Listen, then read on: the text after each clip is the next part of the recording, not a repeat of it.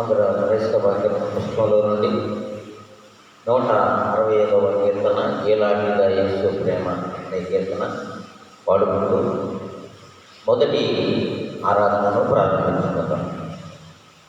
ఈనాటిగా యేసు ప్రేమ నన్ను తోలనాడగా తనదు జాలి చూపినదా. ఈనాటిగా యేసు ప్రేమ ఎనలేని పాపకూపమున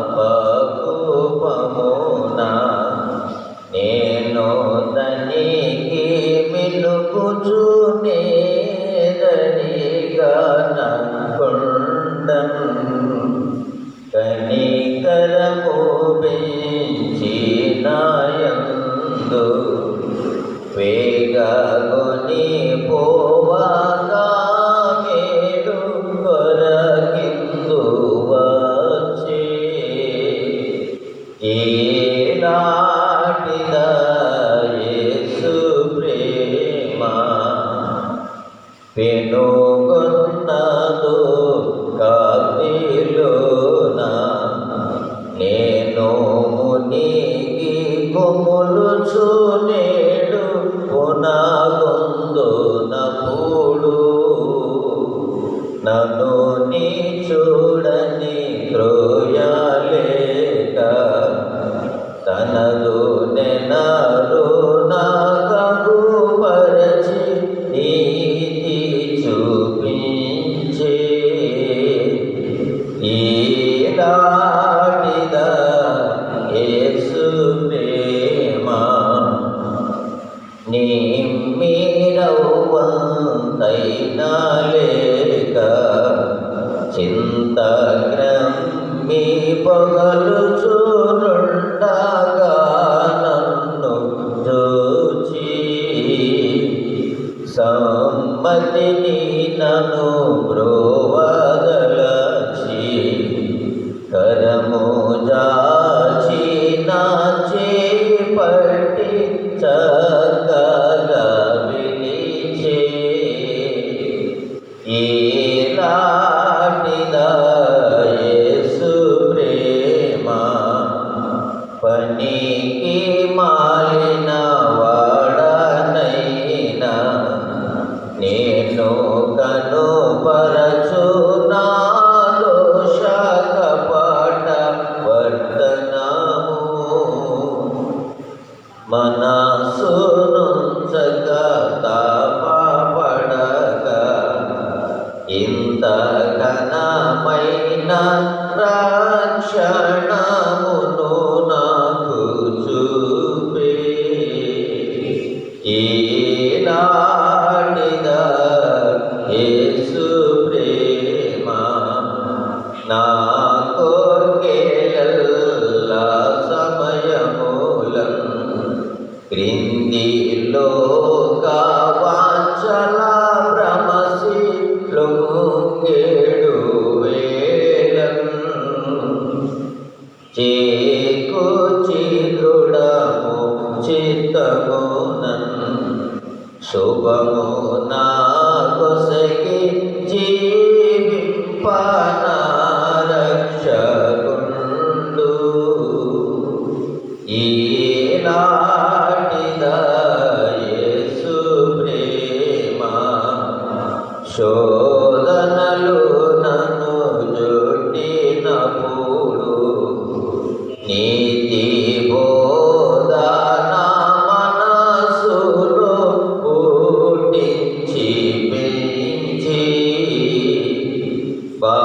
బాధలను పాపి మాపి ఇంటి ఆదరణ చూపేనాయ ఏమందు. ఈనాటిగా యేసు ప్రేమ నన్ను తోలనాడగా జాలి చూపినదా.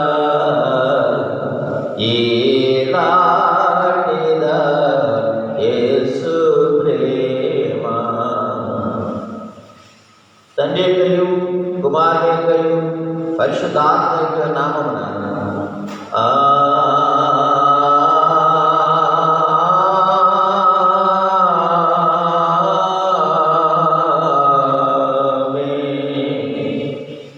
నీ వెలుగును నిశ్చయములు బయలుదేరచేయము.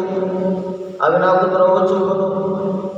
అవి నీ పరిశుద్ధ పర్వతమునకును నీ నివాస స్థలముకు నన్ను తోడుకుని వచ్చును. అప్పుడు నేను దేవుని బలిపీఠమునకు నాకు ఆనంద సంతోషములు కలిగించే దేవుని ఎదుగు చేరుదును. దేవా నా దేవా సుతారం వాయించి నీకు కృతజ్ఞతాస్తుతులు చెల్లించదను. ప్రభునందు ప్రియులారాధనలో మన తండ్రిని సమీపించి ఆయన మన పాపములను ఒప్పుకొని మన ప్రభువైన యేసుక్రీస్తు పేరట మనకు క్షమాపణ దయచేయమని వేడుకొందాము. ప్రభువు నామము వలననే మనకు సహాయము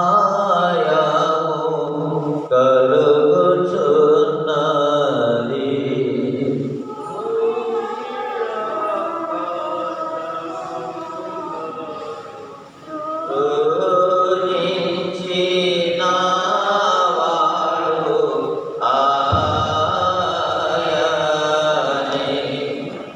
ప్రభు సన్నిధిని నాయకి క్రమములు నేలోపుకొందు నను కొండేని.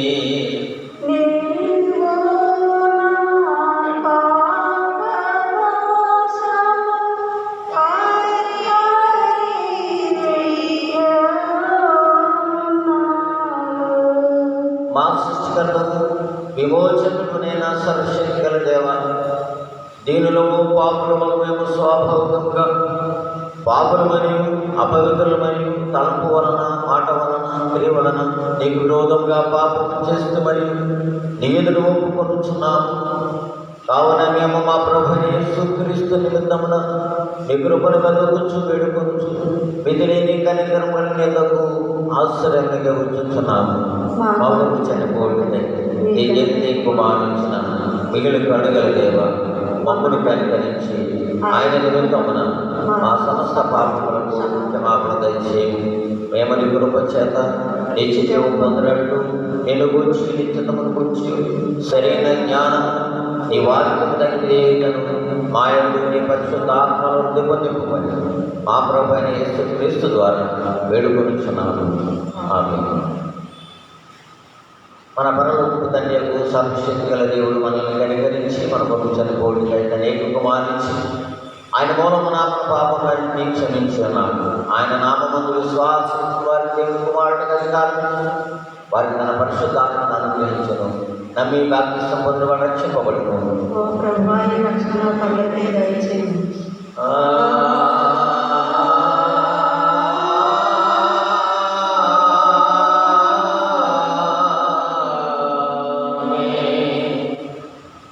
తర్వాతి 6వ ఆదివారంగా ఏర్పాటు చేయబడినటువంటి ప్రారంభ గీతము చదువుకుందాము. యెహోవా తన ప్రజలకు ఆశ్రయం, ఆయన తన అభిషక్తుని రక్షణ దుర్గము. నీ జనులను రక్షింపుము, నీ స్వాస్థ్యమును ఆశీర్వదింపుము. వారికి కాపరి వైద్యము వారిని తొలగించుము. యెహోవా, నేను నీకు మొరపెట్టుచున్నాను. నా ఆశ్రయ దుర్గమా, మౌనముగా నుండక నా మనవి ఆలకింపుము. మౌనముగా ఉండని ఎడల నేను సమాధిలోని దిగివారు వలె పొందును. తండ్రికి కుమారునికి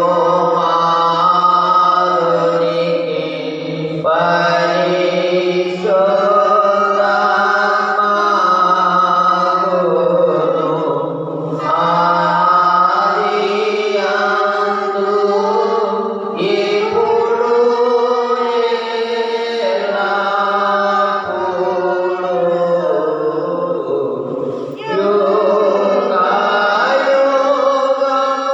యుగాయుగముల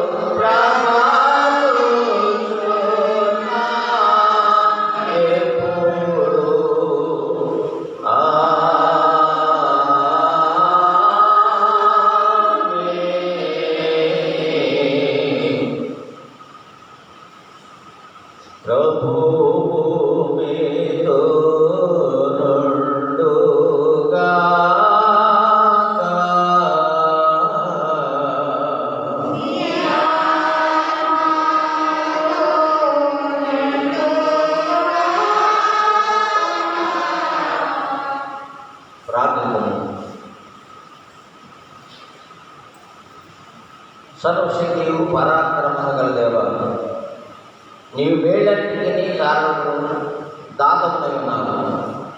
నీ నామమునకు తగిన ప్రేమను మాలో నాటుము. మాలో నిజమైన దైవభక్తిని వృద్ధి చేయి.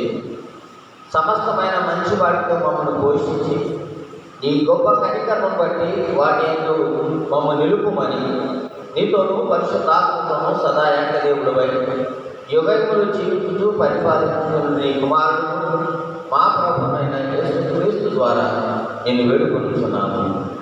ఆమేన్. దయచేసి కూర్చోండి.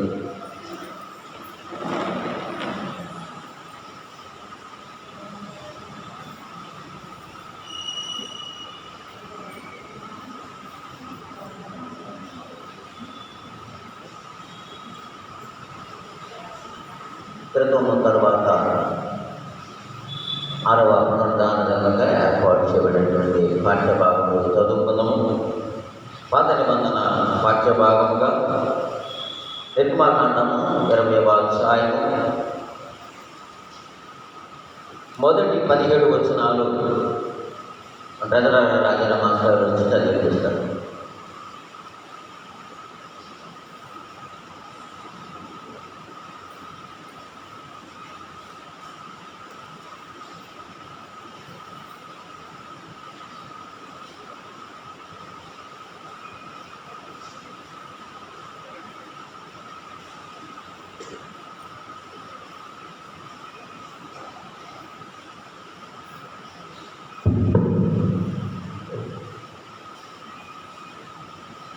నిర్గమకాండము 20వ అధ్యాయం మొదటి నుండి 17 వరకు ఈ విధంగా రాయబడ్డాడు.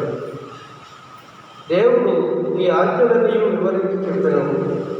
నీ దేవుడైన యెహోవాను నేనే దాసుల గృహమైన ఐగుప్తు దేశంలో నుండి నేను వెలుగులకి రప్పించి నేను తప్ప వేరొక దేవుడు నీకు ఉండకూడదు.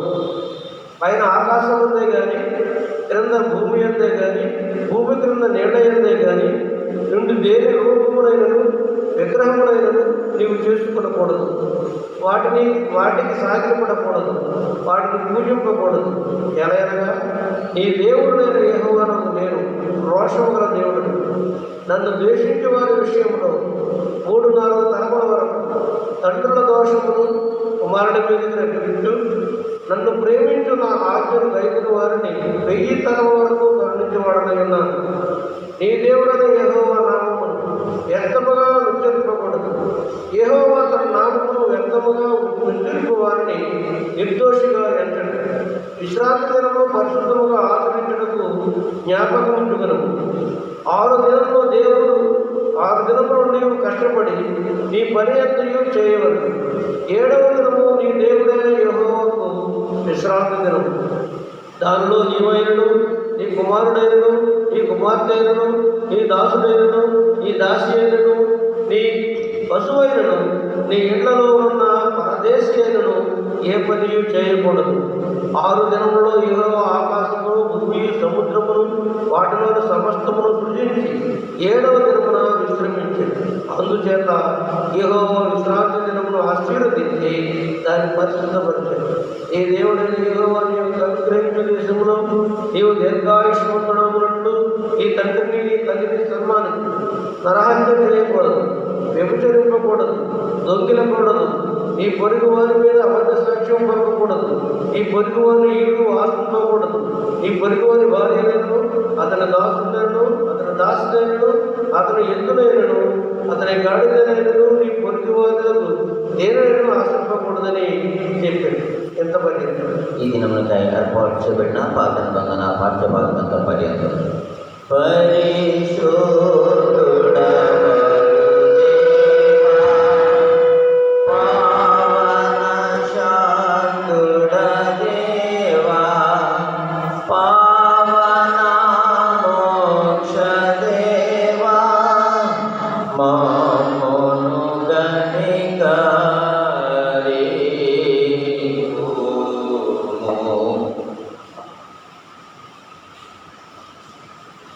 ఈ దినమునకై ఏర్పాటు చేయబడినటువంటి పత్రిక పాఠ్యభాగం అపోస్తలుడైన పౌలు ఎఫెసీయులకు రాసిన పత్రిక 2వ అధ్యాయం 4వ వచనం నుండి 10వ వచనం వరకు సింధు వచ్చి చదివించారు. ఎఫెసీయులకు రాసిన పత్రిక 2వ అధ్యాయం 4వ వచనం నుండి 10వ వచనం వరకు. దొరకకపోతే నా బైబిల్ చదివాను.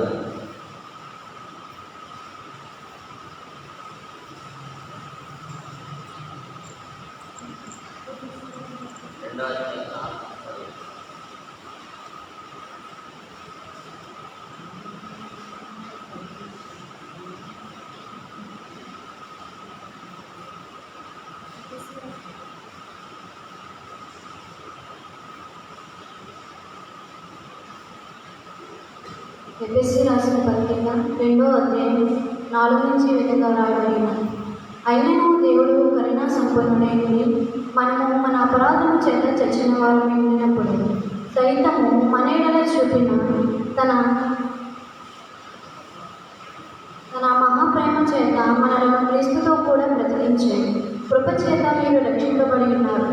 క్రీస్తు యేసునందు ఆయన మనకు చేసిన ఉపకారము ద్వారా అత్యధికమైన తన కృపా మహదైశ్వర్యమును రాబో యుగములలో కనపరచు నిమిత్తము క్రీస్తు యేసునందు మనలను ఆయనతో కూడా లేపి పరలోకమందు ఆయనతో కూడా కూర్చున్నబెట్టాడు.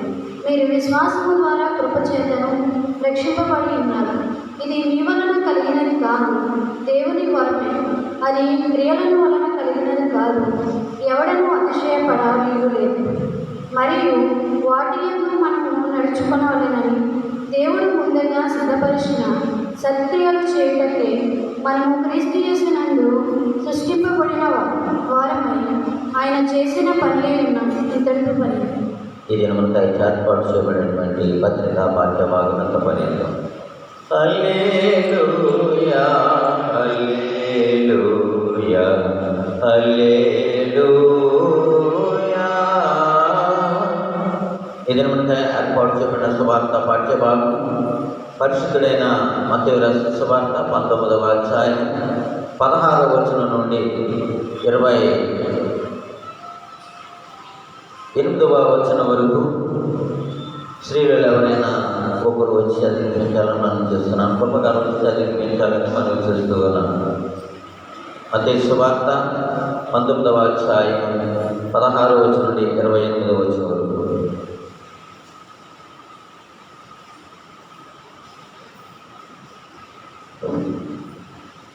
మత్తయి సువార్త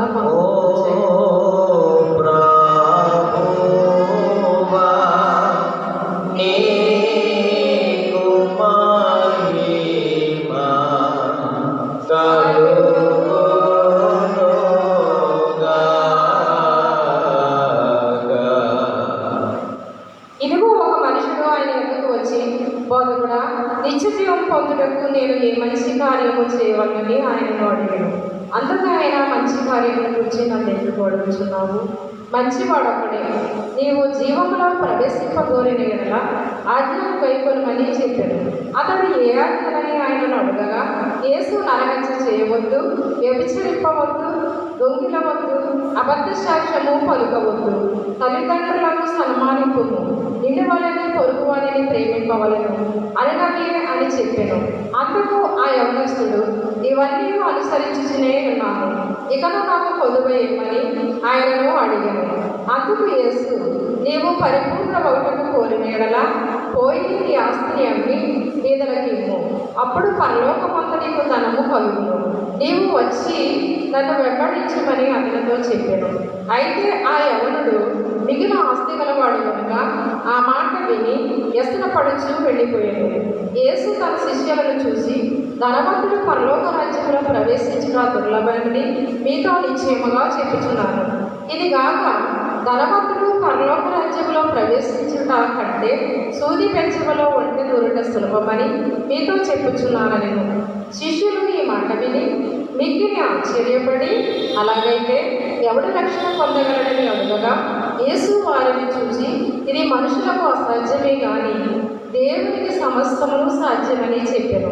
పేతురు, ఇదిగో మేము సమస్తమును విడిచిపెట్టి నిన్ను వెంబడించటము కనుక మాకేమి దొరుకునని ఆయనను అడగగా, యేసు వారితో ఇట్లనెను, ప్రపంచ పునరుద్ధరణమందు మనిషి కుమారుడు తన మహిమ గల సింహాసనం మీద ఆసీనుడై ఉన్నప్పుడు నన్ను వెంబడించిన మీరును 12 సింహాసనముల మీద ఆసీనులై ఇశ్రాయేలు 12 గోత్రముల వారికి తీర్పు తీర్చుదురు. వాక్యం మీద పడి ఓ క్రీస్తు నీకు స్తోత్రము కలుగునుగాక.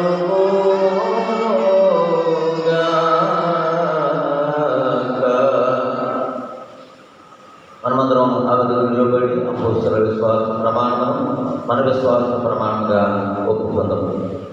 భూమి ఆకాశములను సృజించిన సర్వశక్తి గల తండ్రి నేను నమ్ముచున్నాను. ఆయన ఏక కుమారుడు మన ప్రభు యేసుక్రీస్తు నమ్ముచున్నాను. ఈయన పరిశుద్ధాత్మను గమనం జరపబడి కన్యను మరికి పుట్టి పొందు పిలాత అధికారం క్రింద శ్రమపడి సిలువేయబడి చనిపోయి సమాధి చేయబడనియు అదృశ్యలోకులకు దిగిననియు చనిపోయిన వారి నుండి 3 దినములు లేచి పరలోకముకి ఎక్కి సర్వశక్తి గల తండ్రిని దేవుని కుడి చేతి వైపున కూర్చుని అన్నాడని సత్యులకును మృతులకును తీర్పు చేతకు వచ్చునని నమ్ముచున్నాను. పరిశుద్ధాత్మ నమ్ముచున్నాను. పరిశుద్ధ క్రైస్తవ సంగమకు పరిశుద్ధుల సహవాసమును పాప క్షమాపణయు శరీర పునరుద్ధానము నిత్య జీవనము నమ్ముచున్నాను. ఆమేన్.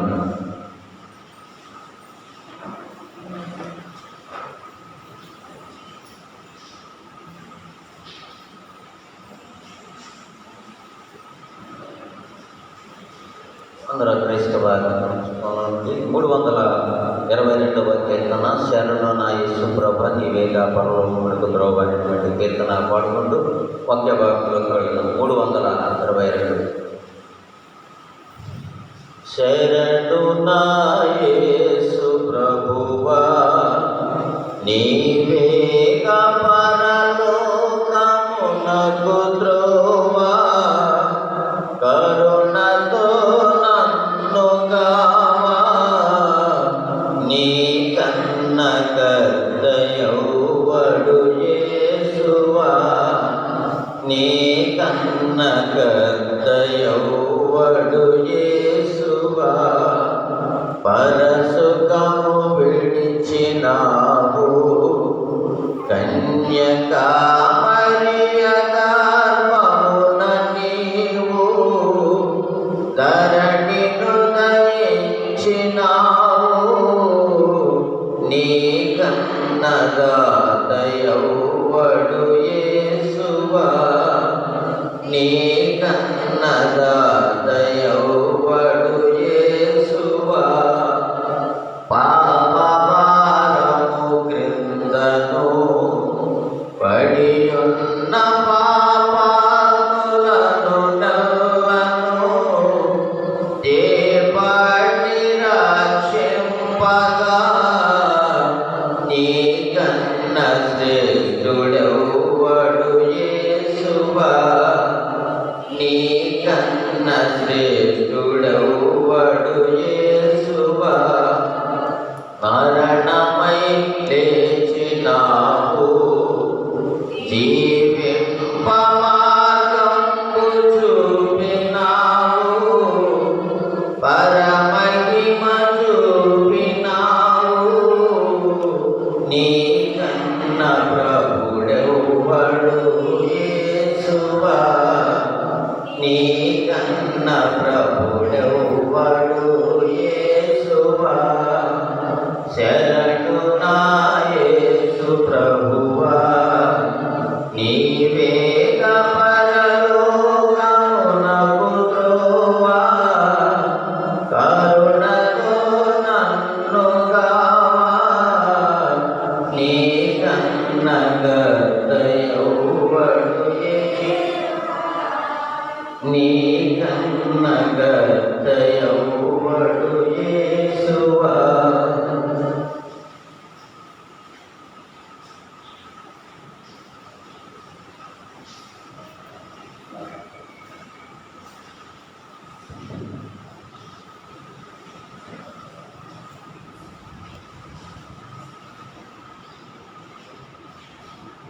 మన తండ్రి దేవుడు ప్రభు యేసుక్రీస్తు కృపయు సమాధానం మీకు అందరికీ కలుగుతుంది.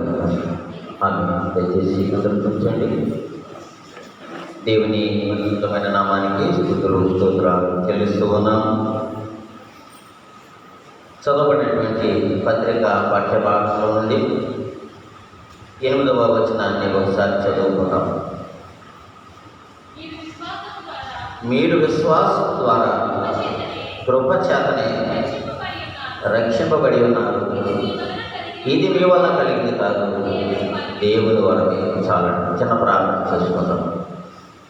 కృప కలిగిన మా దేవ, దయమైన మహోన్నత దానికి వందనాలు, స్తుతులు స్తోత్రాలు చెల్లిస్తూ ఉన్నాం. కృప గడిచిన కాలం అంతా నీ కృప చేత మా సంఘాన్ని, మా సంఘ బిడ్డలను, ప్రతి కుటుంబాన్ని ప్రభుని రేఖల చాటున కాపాడి సంరక్షించి ఈ రీతిగా ప్రభా 7వ నెలలో 2వ పునరుద్ధాన దినములో క్రితోమ తర్వాతి 6వ పునరుద్ధానంలో మరి మా మీ పాద సన్నిధిలో చేరి నేను స్తుతించి ఆరాధించి కొనియాడి గణపరచడానికి దయచేసినటువంటి కృపను బట్టి వందనాలు, స్తుతులు స్తోత్రాలు.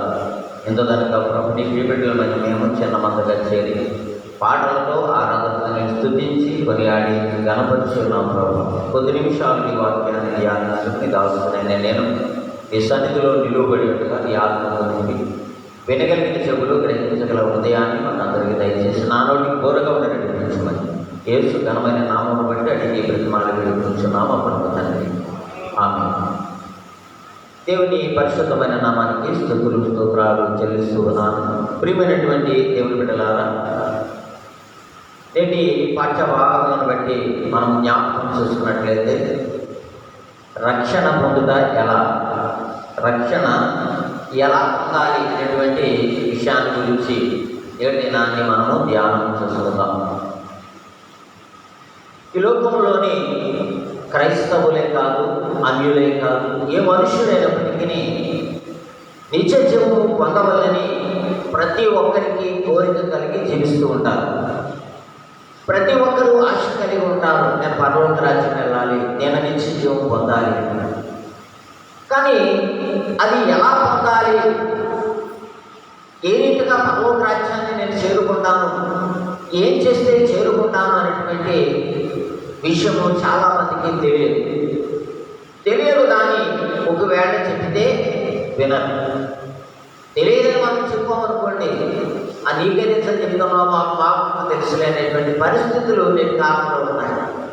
అంటే వాక్యానుసారమైనటువంటి జీవితము, దైవ భయం లేనటువంటి మనుషుని లోకంలో పరలోక రాజ్యం కొరకు ఆశపడటం తప్పు కాదని నేను అనను. కానీ వారి జీవితాన్ని మార్చుకుంటూనే పరలోక రాజ్యంలో ప్రవేశించగలనటువంటి సత్యము ఈ దినాన్ని మనకు బయలుపరచబడుతుంది. ఎందుకంటే మనము పరలోక రాజ్యాన్ని కోరుకోవడం వాస్తవమే. ప్రతి ఒక్కరూ కూడా ఉద్యోగం కావాలని కోరుకోవడంలో తప్పు లేదు. దానికి అర్హతను సాధించడానికి ప్రాముఖ్యమైనటువంటి విషయం చక్కని చదువు కావాలి, చక్కని జ్ఞానం కావాలి, మంచి లాంగ్వేజ్ కావాలి. ఇవన్నీ ఉంటేనే ఆ ఉద్యోగం కలుగుతుంది. నేను చదువుతున్నాను కదా, నాకు ఉద్యోగం ఎందుకు రాలేక రాకపోవచ్చు. ఇంటర్వ్యూలో నిన్ను పరిశీలన చేసినప్పుడు యోగ్యతా పత్రం, నువ్వు యోగ్యతను సంపాదించుకోలేకపోవచ్చు. ఆ ఇంటర్వ్యూలో నీకు ఉద్యోగం ఎలా వస్తారు? కాబట్టి పరలోక రాజ్యం కూడా యోగ్యతను కలిగి ఉంటేనే పరలోక రాజ్యంలో నీకు స్థానం దొరుకుతుందని నేటి పాఠ్య భాగాల ద్వారా మనకు తెలియజేయబడుతుంది. కాబట్టి ప్రియమైనటువంటి దేవుని బిడ్డలారా, ఒక మనుషుడు రక్షింపబడాలంటే ఏదో ఒకటి చేయాలి. ఏదో ఒకటి చేయకపోతే మనుషులు రక్షింపబడాలి. అందుకే పౌలు అంటున్నాడు, ఎందుకనగా పౌలు కృపచేతనే రక్షింపబడి ఉన్నారు అంటున్నాడు. అది దేవుడు ఉచితంగా అనుగ్రహించిందని చెప్తూ ఉన్నాడు. ఎందుకంటే మనం డబ్బుచ్చుకున్నది కాదు, మా జ్ఞానంతో సంపాదించేది కాదు, మన తెలివితేటంతో సంపాదించేది కాదు. కానీ ఒకరి యొక్క పాపమును క్షమించబడడానికి దేవుని చిత్తము. అతడు పరలోక రాజ్యంలో ప్రవేశించడం కూడా దేవుని చిత్తమే. దేవుని చిత్తము కానిదే ఏ వ్యక్తి కూడా పరలోక రాజ్యంలో ప్రవేశించడం సాధ్యం కానిటువంటి పరిస్థితి. కాబట్టి ప్రియమైనటువంటి దేవుని బిడ్డలారా, అందుకే అంటున్నారు, మనం చూసినట్లయితే ఆయన ఉచితంగా ఇచ్చే రక్షణ గురించి మనము జ్ఞాపకం చేసుకున్నట్లయితే అపోస్తల కార్యక్రమ గ్రంథము 16వ అధ్యాయం 30వ వచనంలో అంటున్నాడు, అయ్యా రక్షణ పొందడానికి నేనేమి చేయాలి అని పౌలు శీలను మరి అడిగినట్లుగా మనం చూస్తూ ఉన్నాం. అయితే అక్కడ మనం చూసినట్లయితే ఆ సందర్భాన్ని ఒకసారి పరిశీలన చేసినట్లయితే పౌలు శీలను సువార్త ప్రకటించడం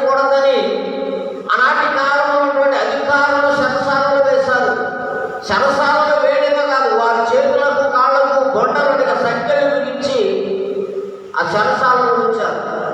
కొండలు అంటే నేలకు నాటి కాళ్ళకి చేతులకు వేస్తారు, ఎటు వెళ్ళకుండా పారిపోకుండా ఉండడానికి.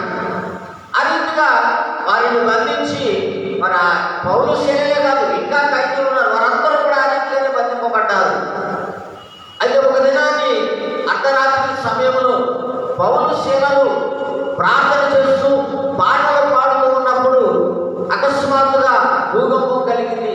పునాదులన్నీ మరి అదిరిపోయాయి. నెలసాల తలుపులు వాడందరూ తెరుచుకున్నాయి. ఖైదీలు కొనేటువంటి ఆ యొక్క సంఖ్యలన్నీ వాడందరూ విడిపోయి.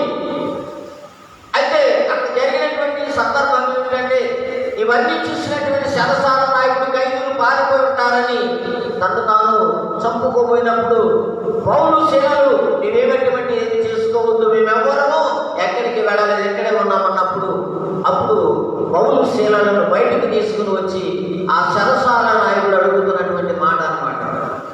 అయ్యలారా, రక్షణ పొందడం మేమేమి చేయాలి అని అడిగినప్పుడు సింపుల్గా పౌలు శీలకు మాట చెప్పారు. ఏమని? యేసుక్రీస్తునందు విశ్వాసం ఉంచు, నీవు నీటి వారును రక్షింపబడతారని పౌలు శీలను మాట చెప్పినప్పుడు ఆ మాట విని వెంటనే ఆ పౌలు శీలకు మరి కొరడాలతో కొట్టారు కాబట్టి అంతకు చెరసాలలో వేయకముందు ఆ గాయములకు ప్రథమ చికిత్స చేసి వెంటనే ఆ రాత్రికాల సమయంలో వారు బాప్తిస్మం తీసుకున్నట్లుగా మనం చూస్తూ ఉన్నాం. కాబట్టి ప్రియమైనటువంటి దేవుని బిడ్డలారా, రక్షణ పొందాలంటే ఏదో ఒక పని చేయాలి, ఏదో ఒక కార్యం చేయాలి. ఏమీ చేయకుండా నేను రక్షణ పొందుతానంటే సాధ్యం కానిటువంటి పని. ఎందుకంటే దేవాలయంకి రావాలి, దేవాలయం వస్తున్నారు ఎదురు చెప్పించుకుని రావడం, దేవాలయంలోకి నడిచి రావాలి, నువ్వు దేవుని శక్తికి సిద్ధపాటు కలిగి రావాలి. దేవుడు ఏదైతే చెప్పాడో దాని ప్రకారం దేవాలయానికి రావాలి. ఆ రీతిగా వచ్చి దేవుడిని ఆరాధిస్తే, అందుకే అంటారు దేవుని వాక్యం ఏం చెప్తుందని, ఇశ్రాయేలు ప్రజలు దేవుని చేత ఆశీర్వదింపబడిన వారులారా బయట నిలవలేని లోపలికి రండి అని వాక్యం సెలవిస్తుంది. ఎందుకు దేవుడు మిమ్మల్ని పిలుస్తున్నాడు, ఎందుకు మిమ్మల్ని ఆశీర్వదింపబడిన వారుగా ఉన్నారని దేవుడు మాట్లాడుతూ ఉన్నాడు. దేవుడు తన ప్రజలను మిమ్మల్ని ఎన్నుకున్నారు, కానీ మీరు మా దేవుడిగా దేవుడిని మాత్రము అంగీకరించలేనటువంటి పరిస్థితులు ఈ లోకంలో చాలా మంది ఉన్నారు. దేవుడు అనుకుంటున్నాడు ప్రతి ఒక్కరూ నాకంటే దుర్మార్గుడు నా కుమారుడే, దుర్మార్గురాలు నా కుమారుడే, నీతిమంతుడు కూడా నా కుమార్తెలు నా కుమారులే అంటున్నాడు. కానీ దుర్మార్గుడు మాత్రము నా దేవుడనే మాట తన నోటి వెంట రావడం. ఎందుకంటే మార్పు పొందాలని దేవుడికి ఉద్దేశం అయితే దుర్మార్గుడు ఇంకా నేను పాపంలోనే జీవిస్తానని ఆ రీతిగా కొనసాగుతున్నటువంటి పరిస్థితి ఈ లోకంలో ఉంది. కాబట్టి ప్రియమైనటువంటి దేవుని బిడ్డలారా, మనం ఈ లోకంలో జీవిస్తున్నటువంటి క్రైస్తవులకు కానీ క్రైస్తవేతరులకు కానీ మొదటిగా మనం వ్యక్తిగతంగా మనము రక్షింపబడాలి. ఎప్పుడైతే వ్యక్తిగతంగా మనం రక్షింపబడతామో మనము మా కుటుంబాన్ని కూడా రక్షించుకునే అవకాశం ఉంటుంది. ఆ కుటుంబాన్ని రక్షించుకునే అవకాశం కావాలి అంటే వ్యక్తిగతంగా ముందు మనము రక్షింపబడాలి.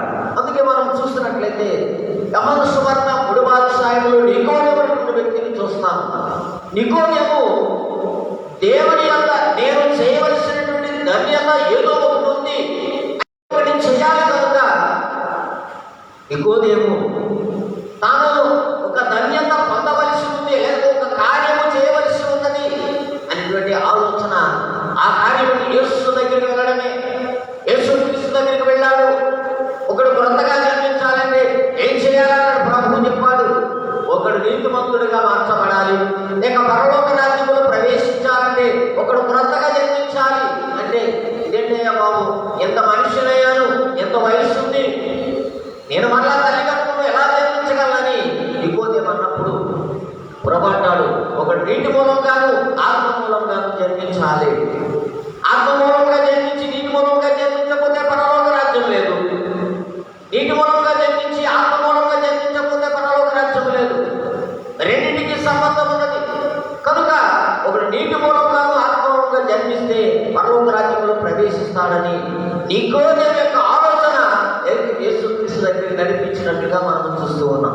కాబట్టి ప్రియమైనటువంటి దేవుని బిడ్డలారా, ఈ దినాన్ని దేవుని సన్నిధికి వచ్చినటువంటి నీవు నేను కూడా ఏ ఆలోచనతో వచ్చాము, ఏ ఉద్దేశంతో వచ్చామనేటువంటి సత్యాన్ని మనం పరిశీలించాలి.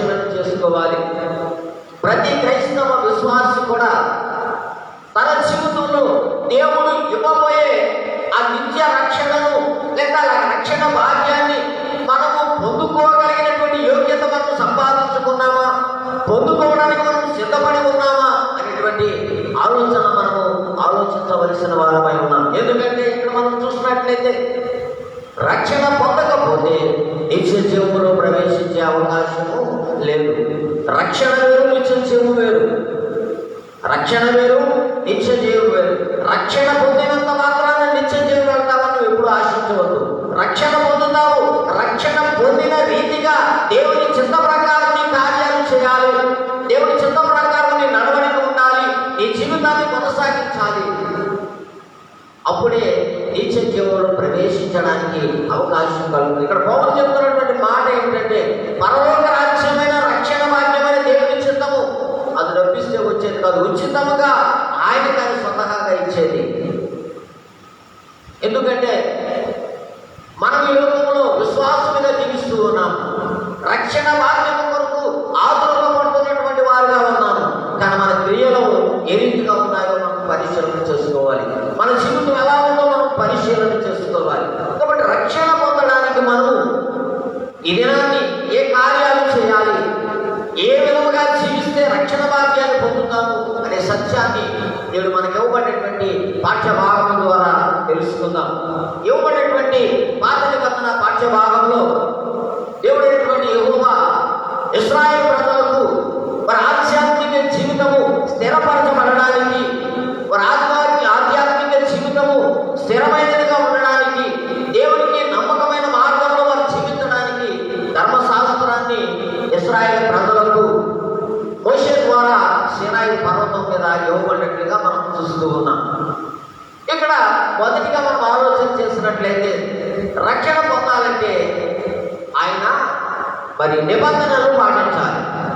మనం రక్షణ భాగ్యాన్ని పొందాలంటే ఆయన నిబంధనలు నిబంధనలు అంటే ఆజ్ఞలు లేక సూచనలు. చూడండి, చాలా మంది పెద్దవాళ్ళు మరి బిడ్డలకు కావచ్చు, ఇరుగు పొరుగు ఉన్నటువంటి వారికి కావచ్చు, లేక తన దగ్గర మరి చదువుకున్నటువంటి బిడ్డలకు కావచ్చు, తనకు అనుకూలంగా ఉన్నటువంటి బిడ్డలైనా కావచ్చు, మరి నాయన ఎలా చేస్తే నీకు ఇబ్బంది అవుతుంది, ఎలా చేస్తే నీ జీవితంలో స్థిరపడతావు, ఇలా చేస్తే నీ లైఫ్ బాగుంటుంది, నీ తల్లిదండ్రులకు పేరు వస్తుంది, నీకు పేరు వస్తుంది అని చెప్తే ఆ మాటకు లోబడితేనే తప్ప లోబడకపోతే అది వ్యర్థమైపోతుంది. దేవుడైనటువంటి యెహోవా కూడా ఇశ్రాయేలు ప్రజలకు 2 రాతి పలకల మీద 4 ఆజ్ఞలు ఒక పలక మీద, 6 ఆజ్ఞలు ఒక పలక మీద దేవుడు సిద్ధపరిచి ఇచ్చాడు. మొదటి 4 ఆజ్ఞలు కూడా దైవ సంబంధమైన, వాస్తవానికి 3 ఆజ్ఞలే దేవునికి సంబంధించినవి. కానీ అందులో దేవుడైనటువంటి మాటను వినియోగించినందువలన 4వ ఆజ్ఞ కూడా మరి ఆ ఆజ్ఞలు చేర్చబడినట్టుగా మనం చూస్తూ ఉన్నాం.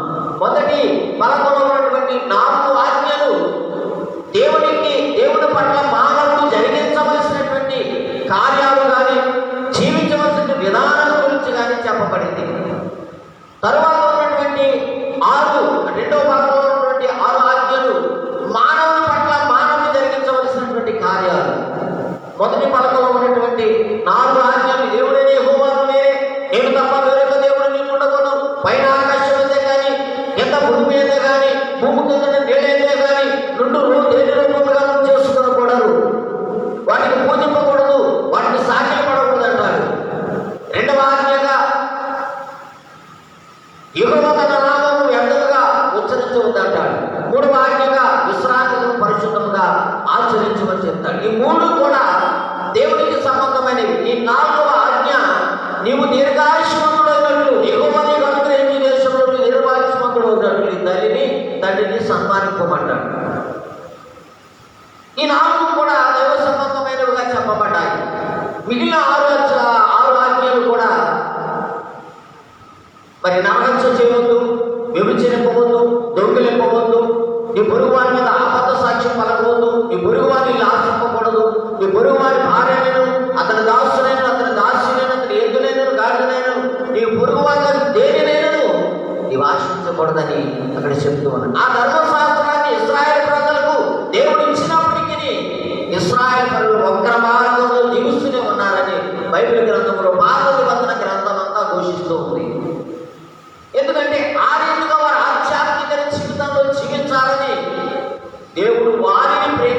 ఆజ్ఞలిస్తే ఆ ఆజ్ఞలను పెడచెవిని పెట్టి అన్యదేవత ఆరాధన జరిగించినటువంటి సందర్భాలు రాజులే చేస్తారు.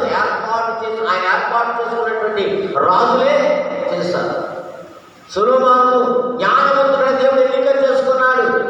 ప్రపంచంలో లేని జ్ఞానాన్ని సొలొమోనుకు దేవుడు ఇచ్చాడు. కానీ సొలొమోను చివరికి భ్రష్టుడైపోయాడు. అన్య స్త్రీలను వివాహము చేసుకుని అన్య దేవతలకు దేవాలయాలు గుళ్ళు కట్టించినటువంటి సందర్భం చరిత్ర తెలియజేస్తుంది. కాబట్టి ప్రియమైనటువంటి దేవుని బిడ్డలారా, ఈ ఉదయకాల సమయంలో మనం జ్ఞాపకం చేసుకున్నట్లయితే దేవుని ఆజ్ఞలు ధిక్కరించి లేక దేవుని సూచనలను పాటించకుండా మనం ఈ లోకములో జీవిస్తే దేవుని కోపము మన మీద రగులుకునే అవకాశం ఉంటుంది.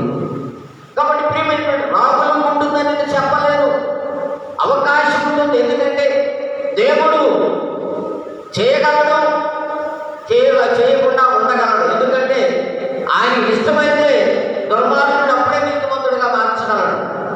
అప్పుడే నీతిమంతుడు చిలువ దొంగను చూసినట్లయితే అప్పుడే దేవుడు తెలుసుకున్నాడు. వాస్తవానికి అతను బాప్తిస్మం లేదు, బాప్తిస్మం లేకపోతే పరలోక రాజ్యం లేదు.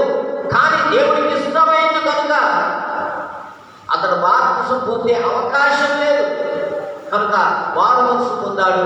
తన యొక్క పాప స్థితినంతా దేవుడి ఎదురు ఒప్పుకున్నాడు. కనుక అతడు పరలోక రాజ్యంలో ప్రవేశించినటువంటి సందర్భాన్ని, నేడు నీవే నాతో పరదేశంలో ఉందని యేసు ప్రభు తనతో చెప్పినటువంటి సందర్భాన్ని మనం చూస్తాం. కాబట్టి ప్రియమైనటువంటి దేవుని బిడ్డలారా, దేవుని ఆజ్ఞలైనటువంటి ఈ జీవ గ్రంథమును బట్టి మనం జీవించగలగాలి. అప్పుడే పరలోక రాజ్య స్వాస్థ్యాన్ని మనం సంపాదించుకోగలం. రెండవదిగా ఇక్కడ చూసినట్లయితే మొదటి యోహాను రాసిన పత్రిక 5వ అధ్యాయం 3వ వచనంలో మనము ఆయన ఆజ్ఞలు గైకొనుటయే దేవుని ప్రేమించుట, ఆయన ఆజ్ఞలు భారమైనవి కావు.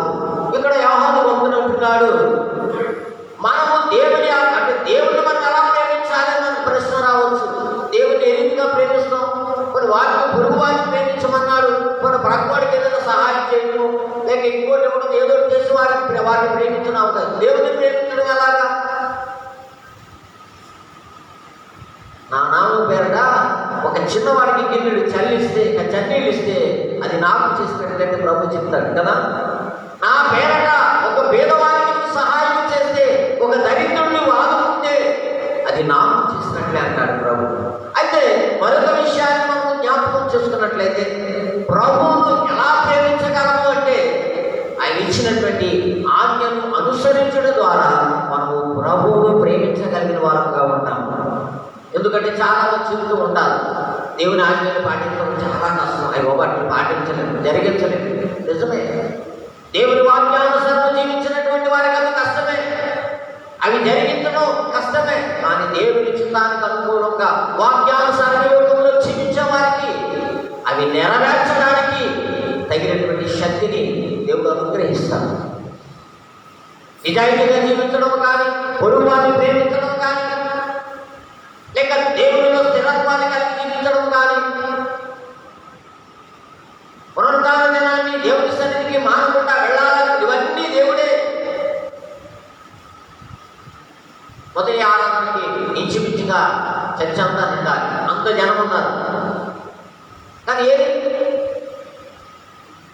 దేవుడు నిన్ను బ్రతికించి నీకు జీవం ఇచ్చి సమస్తాన్ని నీకు అనుగ్రహిస్తే, ఆయనకి ఎవరైనా సమయాన్ని దొంగిలిస్తే దేవుడు ఊరుకుంటాడా?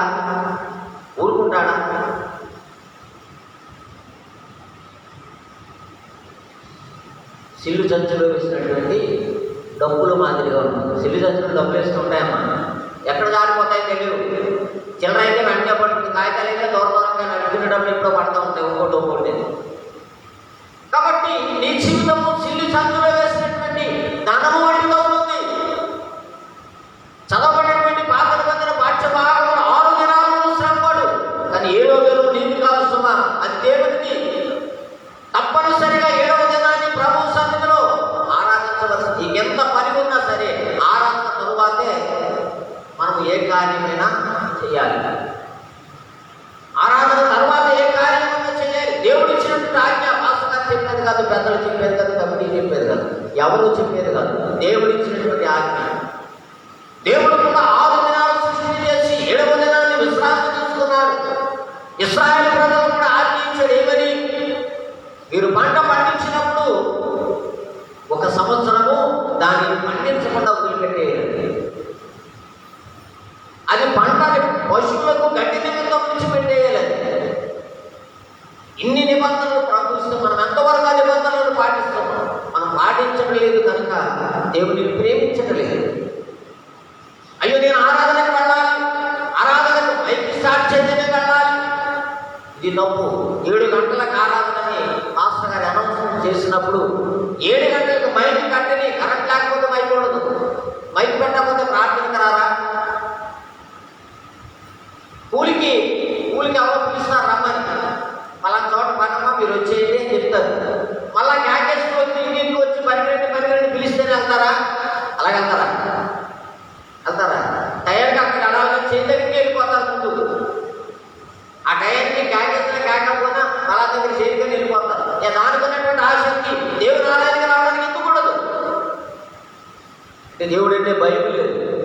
ఇప్పుడు కనపడుతుంది భయం, తర్వాత కనపడుతుంది.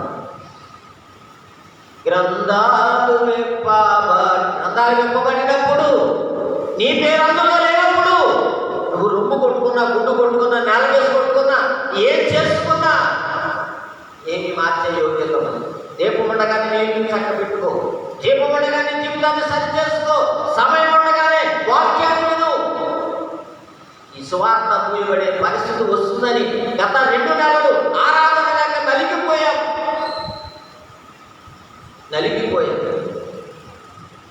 ఏదో రకంగా సంస్కారానందన జరిపిద్దామని మా బ్రదర్ అడిగితే, అయితే నువ్వు ఏదో రకంగా జరిపించేసుకున్నాను. నేను అనుకున్నాను, ఒకవేళ నేను అరాహితిగా జరిగిస్తే ఏదైనా సమస్య వస్తే నిన్న నా మీదకి వస్తుందని అది కూడా జరిపించకుండా ఆపేసి లైవ్లోనే ఆరాధన జరిగింది. కాబట్టి ప్రియమైనటువంటి దేవుని బిడ్డలారా, ఆరాధనలో అనగా 2 నెలలు దేవాలయంలో కూర్చుని దేవుని వాక్యాన్ని వినడానికి కానీ, ఆయనకు విజ్ఞాపన చేయడానికి కానీ అవకాశమైన పరిస్థితి మీకు ఉన్నప్పటికీ దేవాలయం తెలిసాక దేవుని ఆరాధనకు రావడానికి కూడా ఆలస్యమైపోయి మీరు మానేస్తే దేవుని కృప మీ మీద ఏ రీతిగా ఉంటుంది? దేవుడు అందరికీ చేస్తానే నాకేది ఎందుకు చేస్తాడు?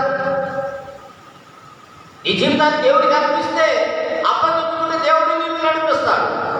నా ఇష్టానుసారం నేను నడుస్తాను, ఆయన చేయండి ఆయన ఎందుకు చేస్తాను? ఆయన చిత్తానుసారం నువ్వు నడిస్తే నిన్ను ఎలా నడిపించాలో, నీకేం కావాలో ఆయన ఇస్తాడు.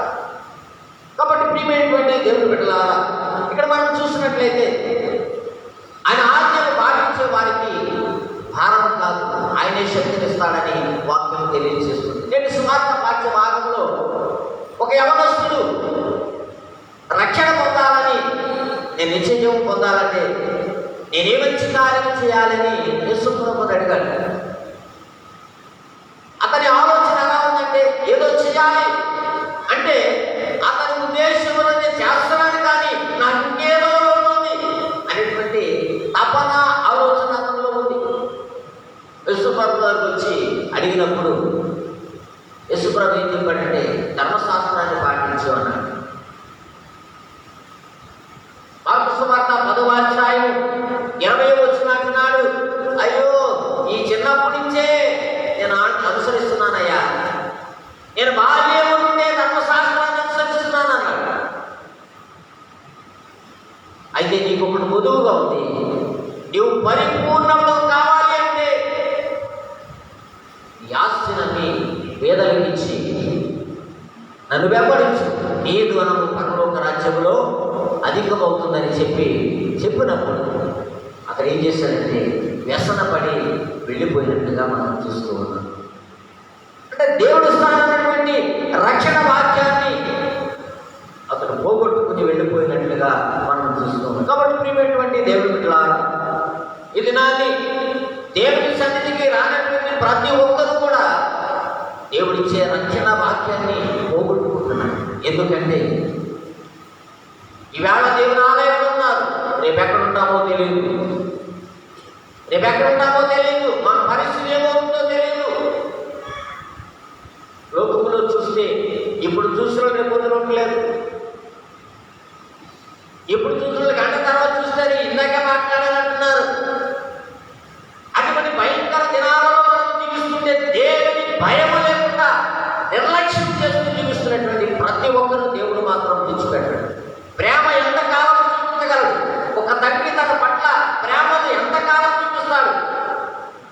ప్రేమిస్తాడు. ప్రేమించకపోతే తప్పు చేస్తున్నాడు అనుకోండి, కట్టేసి కర్రతో పోతాడు. కట్టేసి కర్రతో పోతాడు. ఎందుకంటే బెత్తము వాడిన తండ్రి కుమారుని విరోధి. కాబట్టి తప్పనిసరిగా ఆ బిడ్డ మంచి మార్గంలో జీవించాలి. చాలా మంది మరి ఏం చేస్తారంటే తన బిడ్డలు తప్పు మార్గంలో నడవకుండా చిన్ననాటి నుంచే గద్దించడం, కొట్టడం అలవాటు చేస్తారు. ఒక్కసారి సరిగ్గా కొడితే చిన్నప్పుడు ఆ భయము ఆ వ్యక్తిలో ఉండిపోతుంది. నువ్వు మా నాన్న తెలిస్తే నన్ను చంపేస్తాననే భయం ఆ వ్యక్తిలో ఉంటుంది.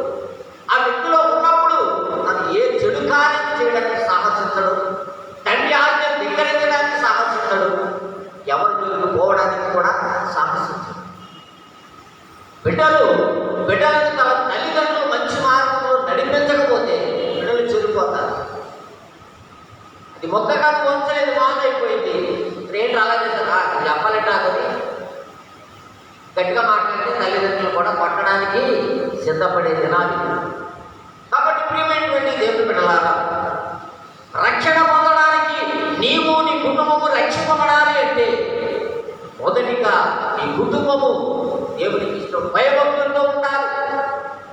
భయభక్తులతో ఉన్నప్పుడే రక్షణ భాగ్యాన్ని పొందడానికి దేవుని దగ్గరికి రావడానికి అవకాశం కలుగుతుంది. భయభక్తులు లేకుండా దేవుని దగ్గరికి వచ్చి నాకు రక్షణ భాగ్యం కావాలంటే ఎక్కడ దొరుకుతుంది?